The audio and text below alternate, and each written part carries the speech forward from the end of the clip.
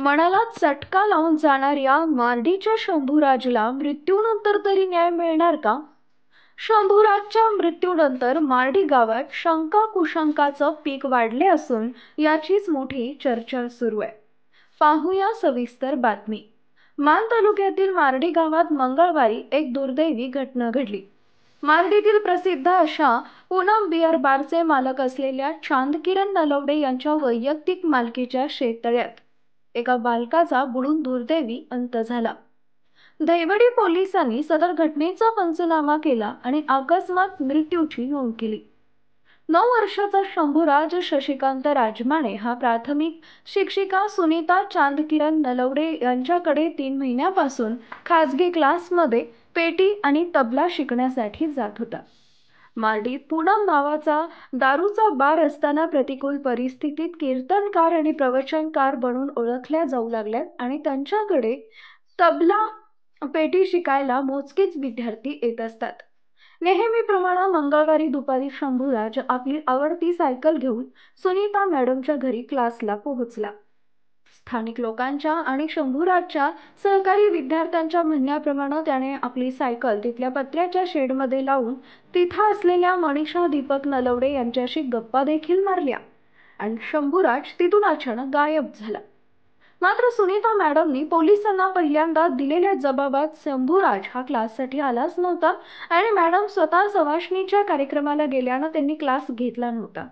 त्यांच्या दुसऱ्या जबाबात शंभूराजची सायकल 2 दिवसापासून त्यांच्याच घरी होती आणि तिसऱ्या जबाबात त्यांनी क्लास घेतला होता, परंतु शंभूराज क्लासला आला नव्हता. मॅडमच्या या तिन्ही वेगवेगळ्या जबाबांमुळे पोलिसांच्या सतर्क डोक्यात अजिबात सुद्धा शंकेची पाल चुकली नाही. सुनीता मॅडमच्या क्लासमधील बाकीच्या विद्यार्थ्यांनी पोलिसांना दिलेल्या जबाबानुसार सुनीता मॅडमना त्या विद्यार्थ्यांनी शंभूराजची सायकल शेडमध्ये असल्याचं सांगितलं देखील होतं. मात्र सुनीता मॅडमनी त्या विद्यार्थ्यांनाच तुम्ही आत येऊन बसा असं सांगत चक्क त्यांच्या सांगण्याकडे कानाडोळा केला. आपल्या जाऊबाई सोबत शंभूराज बोलला आणि त्यांनीच विद्यार्थ्यांना शंभूराजबद्दल तो शेततळ्याकडे खेळायला गेला असल्याचं सांगितलं. विद्यार्थ्यांनी ही गोष्ट सुद्धा मॅडमना सांगितली, मात्र ती गोष्ट देखील मॅडमनी गंभीर रीतीने घेतली नाही. संध्याकाळी ज्यावेळी शंभूराजच्या पालकांनी क्लास वेळ संपून देखील शंभूराज घरी आला नसल्यानं सुनीता मॅडम यांना फोन केला, त्यावेळी मॅडमनी चक्क तो क्लासला आलाच नसल्याचं सांगितलं. त्यानंतर पालकांनी शंभूराजचा शोध घ्यायला सुरुवात केली. शंभूराजची सायकल क्लासच्या ठिकाणी असलेल्या पत्र्याच्या शेडमध्ये दिसत होती, मात्र शंभूराज त्या ठिकाणी नव्हता. काही जाणत्या लोकांनी शंभूराज कुठं गेला असेल याचा तर्क बांधत मॅडमच्या नवऱ्याच्या मालकीच्या शेततळ्यात पाहिले असता त्यांना शंभूराज पाण्यावर तरंगत असल्याच्या स्वरूपात दिसून आलं.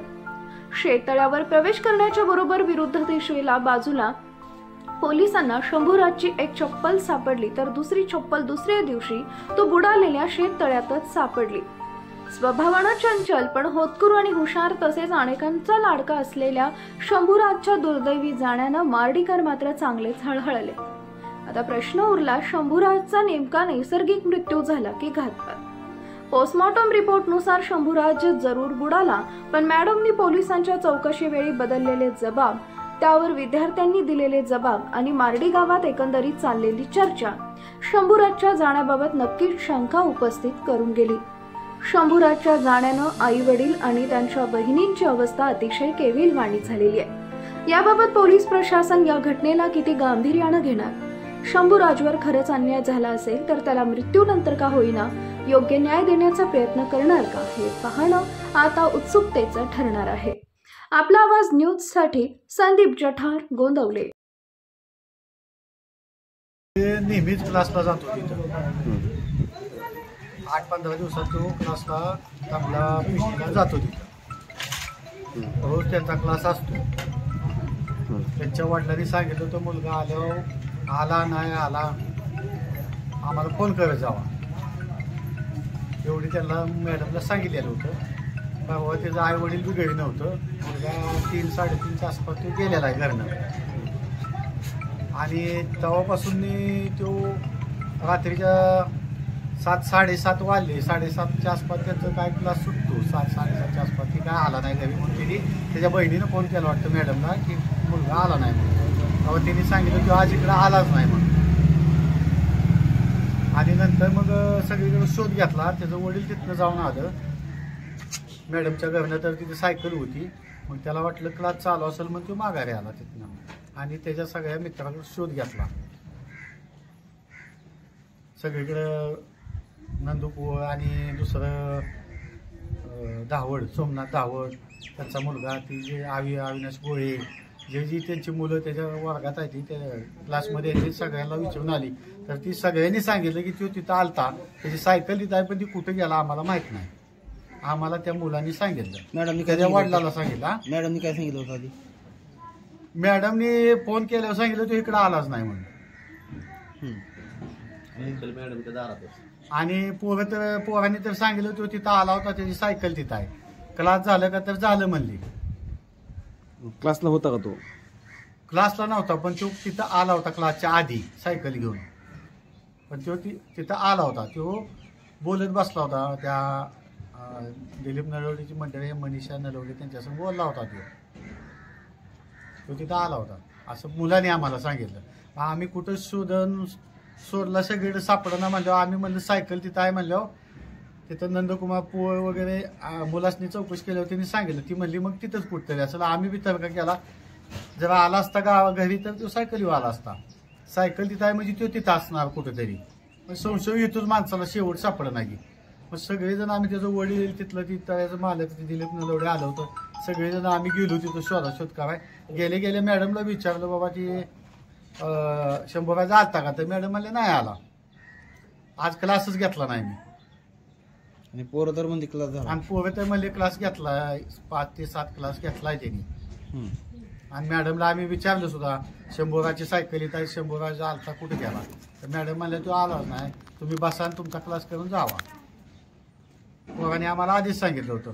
म्हणून आम्ही शोध सगळे जेवढे त्याचे मित्र होते ते बघितलं. त्यांनी सांगण्यानुसार आम्ही सायकल आहे म्हणल्यावर आम्ही डायरेक्ट तिथं गेलो. त्याच्यात मालकाला घेतलं, त्या दिलीप नलवडेला, आणि आम्ही तिघं जाऊन तिथं घेतलं. त्या मॅडमला तिथं गेल्यावर मी विचारलं तरी नाहीच म्हणल्या.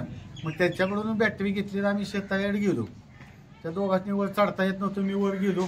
पाणी छाती एवढं कमी असल्यामुळं बॅटरी दाबली. तिथनं 2-4 पावलं पुढं गेलं की दिसलं ती वर पाण्यात तरंगत होती. मग त्यांना म्हणलं मुलगा इथं पडलाय पाण्यात. त्याच्यानंतर मग आम्ही पाटील साहेबांची त्याच्या मालकालाच फोन करायला लावला. दिलीप नलवडे आणि पाटील साहेबांनी फोन केला. की म्हणजे आम्ही येतो तिथं, पंचनामा ही करू, पोस्टमार्टम करू. तसं म्हणजे जसं पाटील साहेबांनी सांगितलं तसं आम्ही केलं.